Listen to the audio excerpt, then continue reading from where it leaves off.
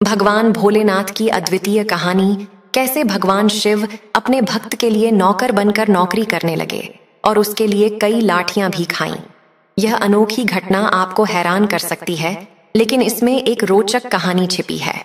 उग्रनाथ महादेव, इस चमत्कारी मंदिर की स्थिति बिहार मधुबनी जिले के भवानीपुर गांव में है और वहां विराजमान शिवलिंग वर्तमान में उग्रनाथ महादेव के नाम से प्रसिद्ध हैं। इस क्षेत्र में भगवान शिव के श्रेष्ठ भक्त महाकवि विद्यापति भी रहते थे और उन्होंने शिव भक्ति की कई रचनाएं और गीत लिखे थे।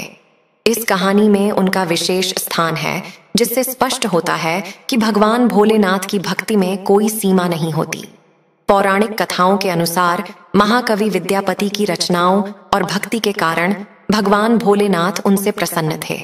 उनकी आनंदमय भावना में भगवान भोलेनाथ अपने भक्त को दर्शन देने के लिए एक साधारण व्यक्ति बनकर उसके घर पहुंचे और अपना नाम उगना बताया।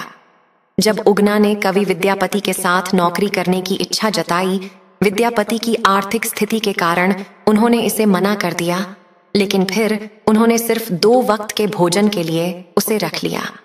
एक दिन कवि विद्यापति राजा के दरबार जा रहे थे और उन्हें तेज गर्मी और धूप के कारण प्यास लगी।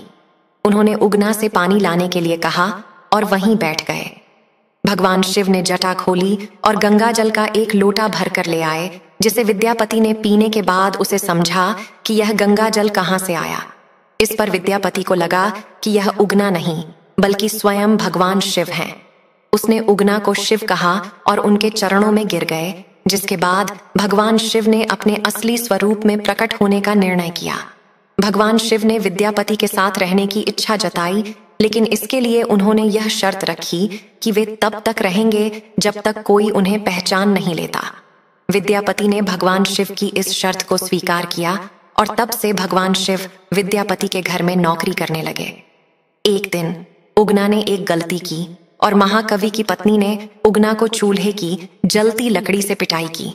उस समय विद्यापति वहां पहुंचे और उनके मुंह से निकला कि जिसे तुम लकड़ी से मार रही हो वह भगवान शिव हैं। जैसे ही विद्यापति ने यह कहा, भगवान शिव अनर्थ ध्यान हो गए। फिर अपनी भूल का पछतावा करते हुए विद्यापति ने बहुत समय तक वनों में भगवान शिव की खोज में भटका।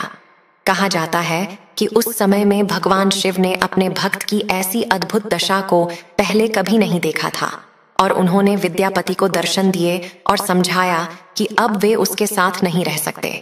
लेकिन उगना के रूप में समय ने भगवान को महाकवि के साथ समय बिताने के लिए एक नए रूप में प्रस्तुत किया, जिसके परिणाम स्वरूप वे अब उग्रनाथ महादेव के रूप में शिवलिंग के रूप में उस स्थान पर विराजमान हैं, जो वर्तमान में बिहार के मधुबनी जिले के भवानीपुर गांव में प्रसिद्ध है।